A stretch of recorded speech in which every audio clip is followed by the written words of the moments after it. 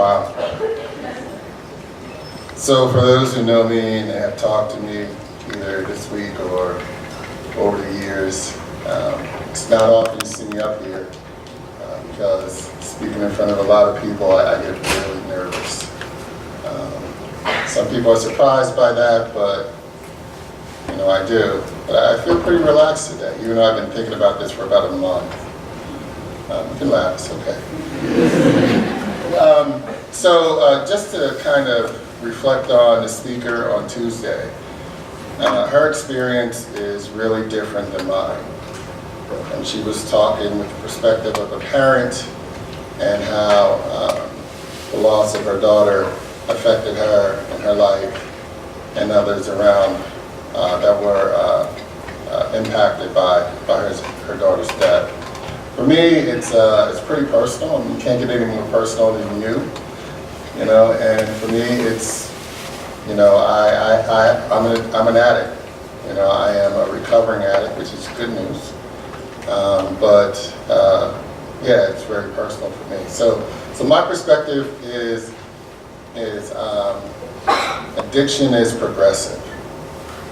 Right? When I was your age, I certainly wasn't addicted to anything but basketball. And when I was 16 years old, I met my wife, and we're still together, and it's good stuff. So I was pretty addicted to her as well.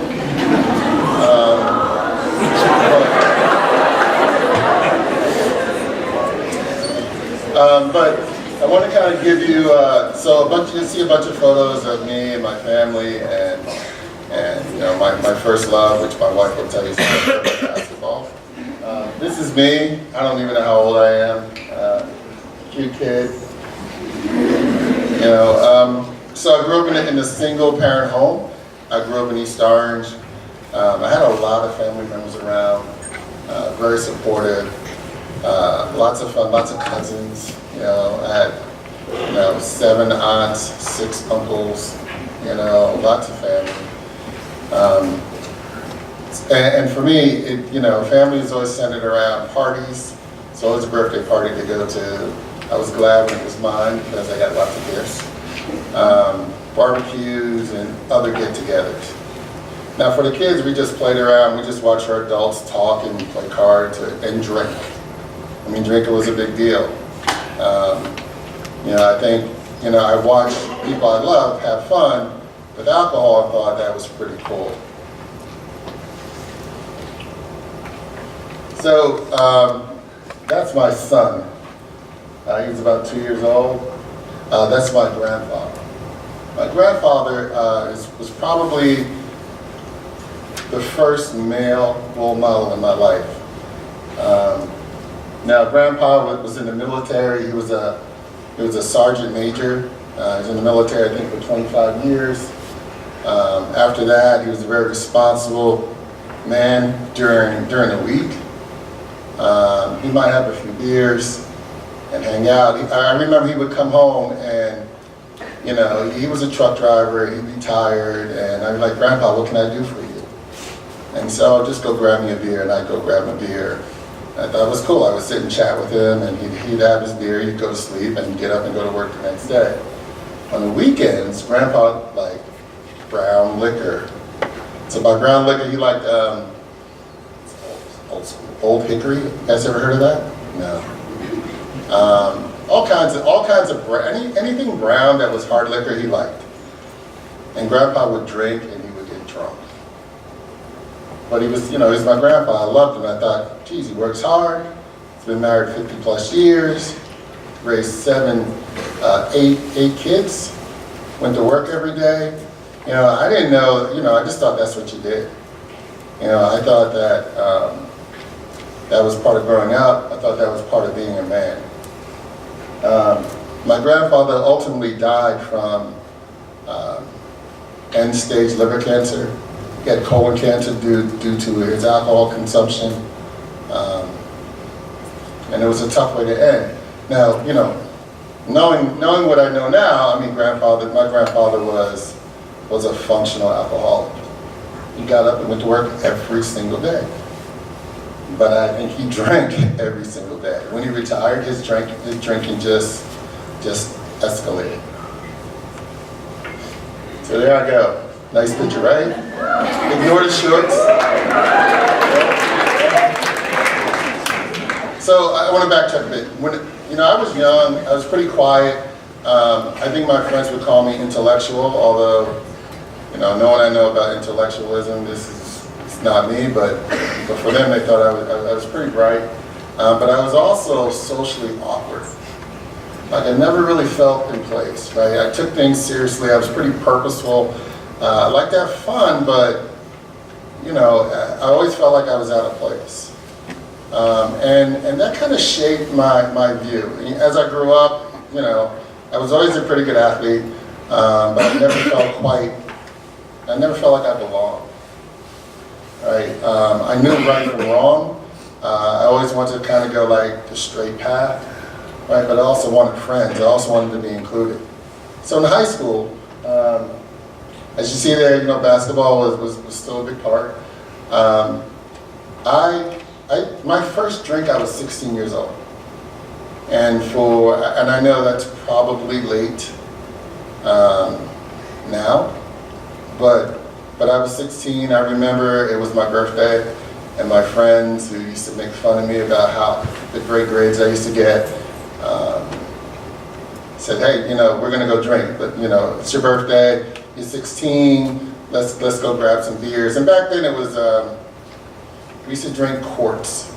Quarts is like, forget about a can, it was like 32 ounces, we would guzzle, and that's just the way I started. And I remember I had about, I would say about 2 or 3 quarts, and I smoked some weed. Now, is weed what we say now? I don't know, but that's what we used to say, so I'll just use weed. Marijuana, you know what it is. I smoked some weed, and it wasn't nothing. The alcohol, though, it relaxed me. I was funny, I was articulate, they laughed, I thought they were laughing with me. I'm not sure what they were doing. I remember being really, really free and silly, and actually I remember chasing one of my friends with a branch in the park, trying to hit him because I was drunk. That's really it. So it was fun. It was my first time. We had, I had a house party at my grandparents' house. I walked there, I said hi to my grandfather. He kind of laughed and looked at me and kind of approved that I was drunk. And I thought, like, this is cool. Grandpa thinks I'm cool. That's great, My friends think I'm cool. The party's for me. I'm getting gifts. My girlfriend was there, which is great, right? And I'm just having a great time. I'm trying to hook up with my girlfriend in the laundry room. It's real. I mean, I know it happens, but I was really, really persistent. It didn't work out, but I was really persistent.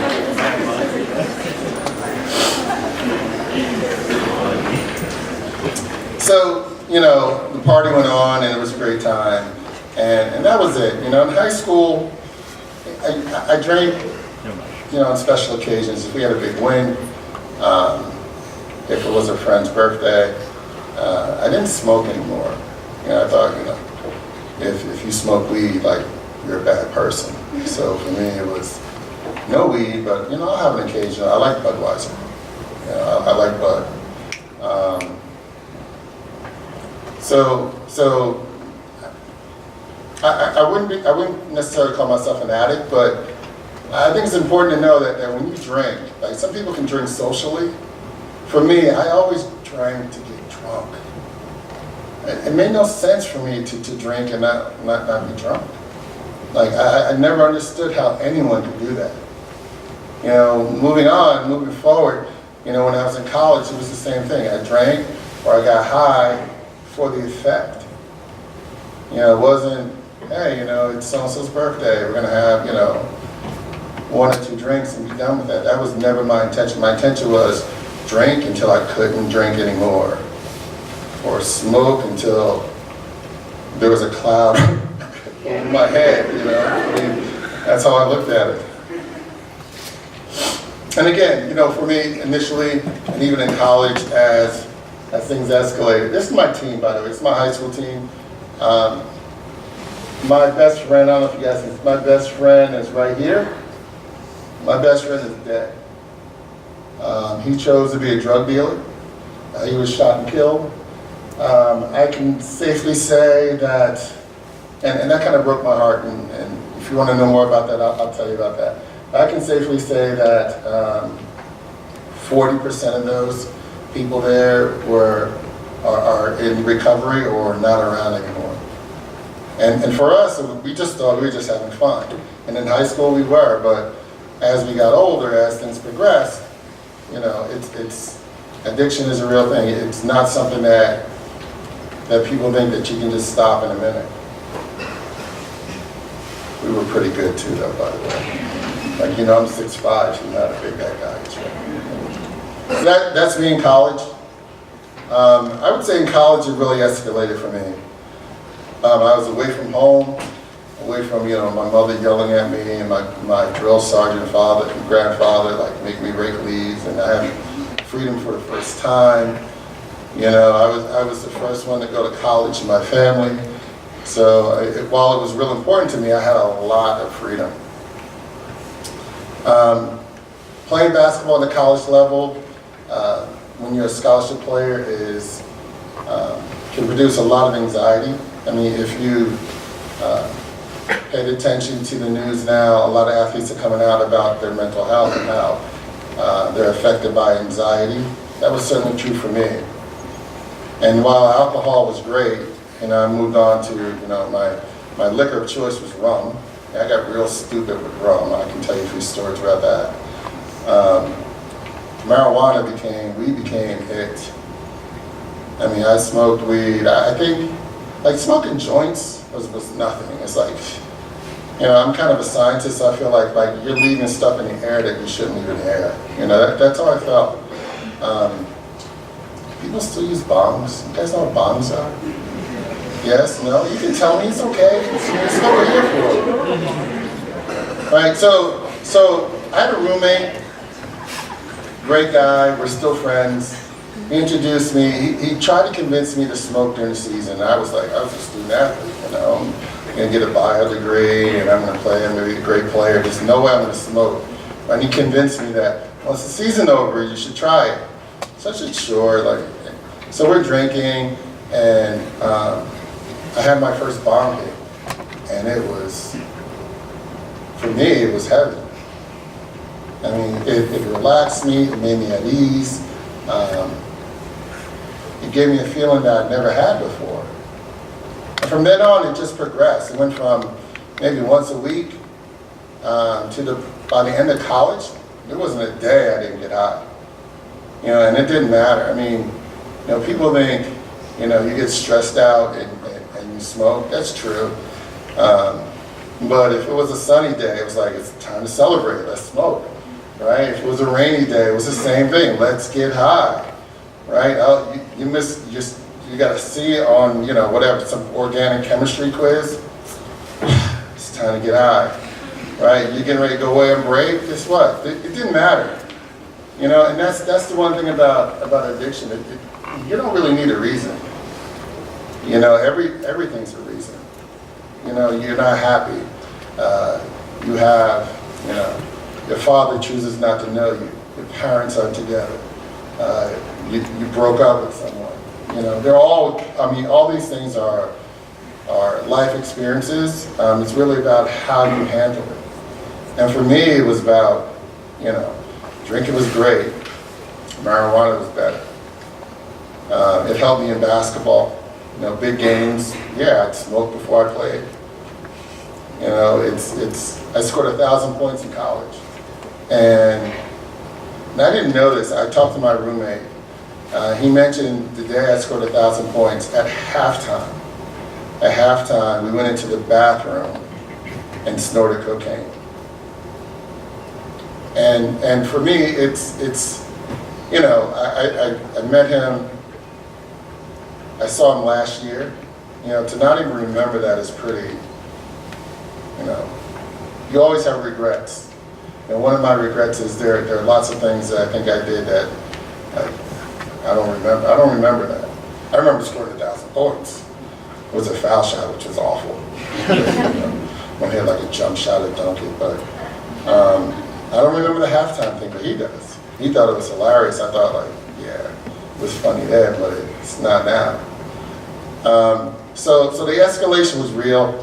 My roommate progressed from marijuana to cocaine, and in college, I tried. I just mentioned I tried cocaine for the first time, and I think the first time I tried it, cocaine is it makes you hyper, right? I fell asleep the first time. It's weird. I don't know. I fell asleep. I remember going to sleep, but after that, the euphoria that it gave me, that balance with marijuana, I felt like it made me normal. Anxiety, marijuana, I need low energy, low cocaine, and that was great. That was a great mix for me.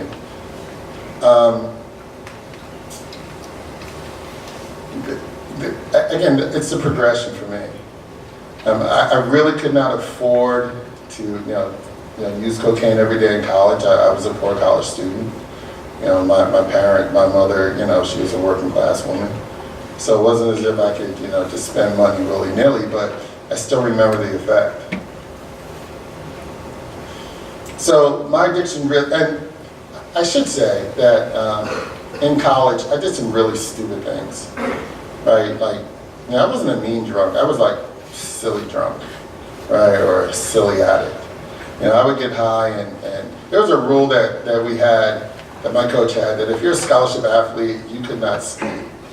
You couldn't ski. I went to school in New Hampshire. So what I did is I took like a chair out of the cafeteria. You see the cafeteria chairs? We had a ski slope, a little baby ski slope on campus, and I would ride that down the ski slope. And I think I missed a tree by about 1.5 feet, and I wouldn't be here. I remember getting so drunk and high that me and my tall basketball friends, got into a Volkswagen Beetle, about 8 of us, because we wanted to break the Guinness Book of World Records. It's true. I mean, you guys know, you get together and you think of stuff to do, right? And we got into the Beetle, and there's a lake on campus, and it's it's New Hampshire. It's January, and we're doing donuts on the lake. And I think about it. I remember sitting there, my foot's up here, and I'm like, just about 7 of us in the car, and I'm thinking like, we're gonna die, but I still did it. Even during, that's me. This is spring break. This is my senior year. I am deep in the throes of my addiction. Like, I would hunt for weed dealers. I would, like, if I went 2 days without getting high, it was a problem. It was a real problem. And then this is spring break. My favorite group during spring break during college was George Clinton, Parliament Funkadelic. You guys know them? Maybe not, man. Anyway, a lot of rappers use their music. And, they were oddly dressed. So me and my friends, we decided that we would imitate them. We would do like an air jam, which you kind of lip sync to the music or whatever. And for me, I was Bootsy Collins. You know who Bootsy Collins is? Look him up. So I wore an umbrella hat. I made my guitar. That's my bathrobe. I had a tie on. You can't tell, but I have a towel as a diaper, right? And I wore like construction boots. And I was on stage just like this, dancing around, singing to Atomic Dog. And I thought, and it's weird, like, I thought it was a great idea when I was gonna do it. But as I'm walking on stage, maybe that's where I got my stage fright. I was walking on stage, I'm like, what am I doing? And I'm prancing around with my friends, barking and all kinds of craziness. And college, college is fun, but I certainly wouldn't have done it if I wasn't, really, really hot. I mean, spring break was As a matter of fact, this spring break, I actually bought large amounts of cocaine and sold it so I could have my own cocaine for free. And I remember being so paranoid about being arrested and having to tell my parents. But at that point, it was like, it didn't matter. It didn't matter that, you know, my mom would be, I don't even know. I mean, my mother would be really disappointed in me. So yeah, I sold drugs for a weekend just so I wouldn't have to pay for my own drugs. Not something I'm proud of, but you know, you do things that you're not proud of when you have a problem. So post-graduation, right? I graduated. I got a great job. You know, 1 year out of college, I was making more money than anyone in my family. They were super proud. You know, I was definitely, you guys ever heard the phrase trophy kid? Like, oh, you're that kid, like, oh, you know, family loves you, you're just doing so well, whatever. I was that kid. You know, first to graduate my family from college. Everyone's proud of me, you know, making more money than everyone in my family, and I'm 23 years old. You know, I had a lot to kind of uphold. You know, they knew nothing about my issues. They just thought I was just a good kid, and, you know, every once in a while I might have a drink, but that was it. And I was reeling, you know, I took a job I didn't like because I felt like I had to. But the money was nice, you know. The money, you know, I'm not going to tell you how much it was, but it was good money, and it allowed me to buy cocaine. I said, you know, all the times I wanted it and couldn't in college, I could now, and I was making so much money that, you know, I felt like, well, this is okay. I can still pay my bills, you know, and still party as much as I want. And that's what I did. You know, for 7 years, I just got high. You know, and it was, cocaine became first. Cocaine, weed, and then alcohol. That was it. All right, I missed days at work. But I had a good boss, so it was good. But, you know, by that time I was married. I would disappear like for nights. I would go by and just sit in my car and just, you know, not come home. I would, you know, my wife would call me, right, or I would call my wife on the payphone and say I'm okay, just to let her know I was okay. Right, at this time now, if you notice, the shift is from I was drinking with my friends to now I'm just getting high by myself. Because I drank to get high, I drank to alter my mood. I got, you know, used to alter my mood. No longer to be social. Basketball was done, so I didn't have to worry about that. But I had a problem I had to deal with. You know, and this, you know, it went on for about 7 years. Still with the work, you know, I was my grandfather. Now, you know, if I got 1 hour of sleep, I still trudged into work. You know, made sure I got my check. You know, I went home, you know, I had a son by this time.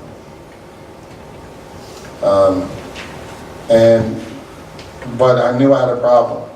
My wife knew I had a problem. We just thought, you know, there would be periods where I would go a week without using, 2 weeks without using. But it got to the point where I could not think about going more than a day without using in some way, shape, or form.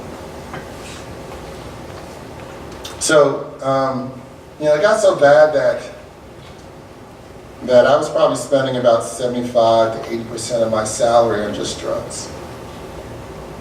You know, my son at this time was, Brandon must have been about anywhere between, he was about 5 years old.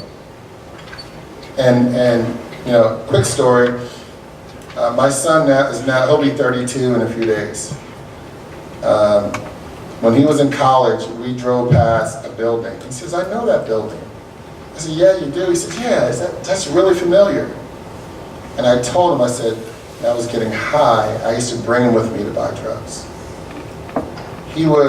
I would drive in the car, he would sit in the back, so he had to sit in the back and be safe, right? That's a good dad.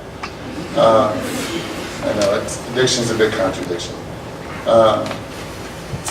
I'm driving and I say, well, you sit here and wait, and I'll be back.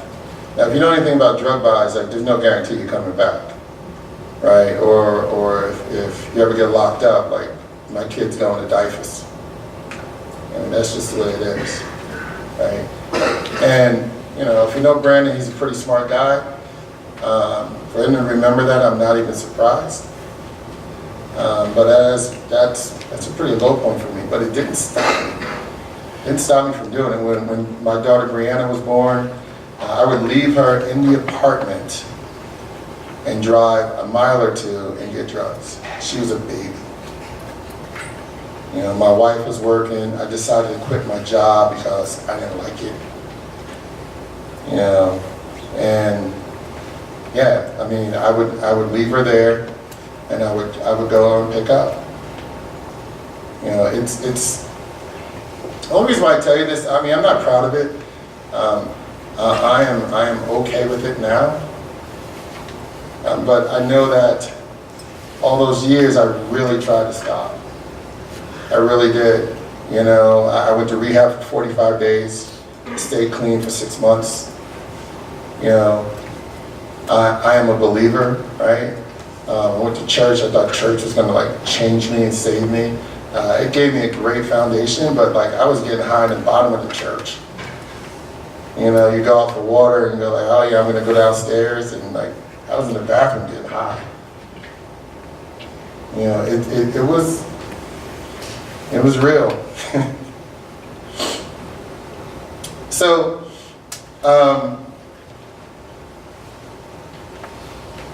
it's important to know that once I left my job and I realized it was bad, I was taking unemployment, and you know, I think unemployment was like $400 or something like that, I forget.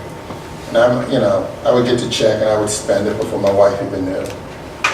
I would take money out of our account, you know. You know, I said I never stole, but like, you know, I took from my wife.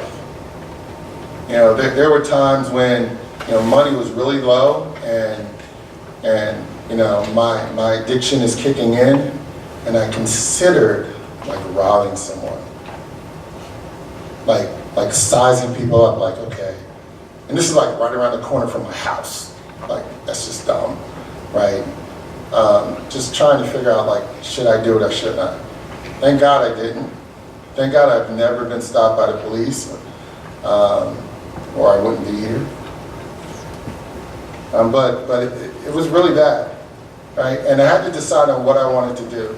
You know, the job that I took right out of college was a pharmaceutical position. It was a supervisory position. Paid well. I hated it, but I always wanted to teach. And I felt like, because I was that trophy kid, like, you shouldn't teach. Like, teaching isn't what you should do, especially if you grew up in the hood and, like, you know, your mother worked real hard, you know, to provide for you. Like, why am I going to teach? Right? There's no money in that, right? But for me, I learned one thing. I learned that in order for me to be happy, in order for me to be okay, I had to do something that I felt was worthwhile. I could not separate my job and my income. That's just not how I'm built. I have to work with meaning. So I decided to teach. And this time, you know, it was probably the best decision I ever made, right? And I remember my family saying, you can't teach. Like, it's ridiculous. You can't have it. And I thought, you know, I'm pretty stubborn. I don't know if you know that, but I am. And I just said, well, I'll just show you. And I remember I got the job. I got a job. It was a small Catholic school in Patterson that's now closed. I was making like 20% of what I made at Roche. And that first week, I got the paycheck on December 23rd, 1991. And I said, I'm just going to go home, I'm going to give it to my wife, and this is going to be a start. and I never got home. Right? I went, I bought, I got high for the last time, thank God. But I remember doing it and feeling so bad, and realizing that if I don't change, I'm gonna die. And that's the only thing that changed for me. It wasn't that, you know, my mother pleading with me or my wife, or I had two kids at that time. Honestly, the addiction I didn't care about that. I mean, I kept getting high. Not until I realized, you know, that I could die, that I stopped. You know, and I told my wife probably for the 1000th time, you know, I'm done, that's it. She kind of looked at me and nodded. It's Christmas Eve. And I didn't know if my marriage would survive. I just thought she's gonna go. She's gonna take my kids. My mother already wrote me a letter saying you should just leave Celeste, that's my wife, and Brandon and Brianna because they need to heal. My own mother told me to leave. So for me, it wasn't about them. It was really about me. I had to make a decision on whether, regardless of whether my family would be there for me, I had to make a decision I wasn't going to use. And I did, and I took it, you know, sounds cliche, a day at a time. But I did, and my wife supported me. I don't think I could have done it without her. I mean, she is probably the best person I know.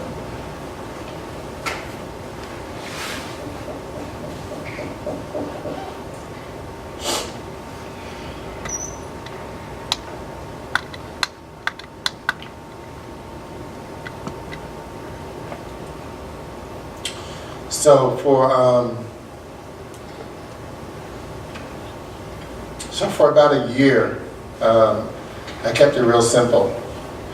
I kept maybe $10 in my pocket. I went to work. I came home. I didn't go out. I changed my friends, and it worked. And I just kept doing it. You know, and at some point, you know, the desire to get high every single hour changed to maybe every week. And now, quite honestly, I don't think about it unless someone brings it up. But it was a process, you know. It was a process that took a lot of discipline, but it was possible. You know, my son's now a therapist, and he says that about 4% of the people who are addicted fully recover and never relapse. I relapsed, but I told him I'm still part of that 4%. You know, it'll be 26 years on the 23rd of December, as long as I make it there, which I fully intend to. The only thing I want to leave with you before I open up for questions, oh man, it's late. I want to leave with you is, if you think you have a problem, you should investigate it. You can certainly talk to me or someone you trust. If you think a friend has a problem, it's the same thing. I know for me, addiction, for me is when you are preoccupied with getting high. I mean, wherever I was thinking about how can I get high? You know, how can I get some money to get high? So if you're preoccupied with drinking with your friends or drugging with your friends, you know, you might want to take a look at it before it becomes an issue like I had. That's all I have. I do want to open up for a few questions if you haven't.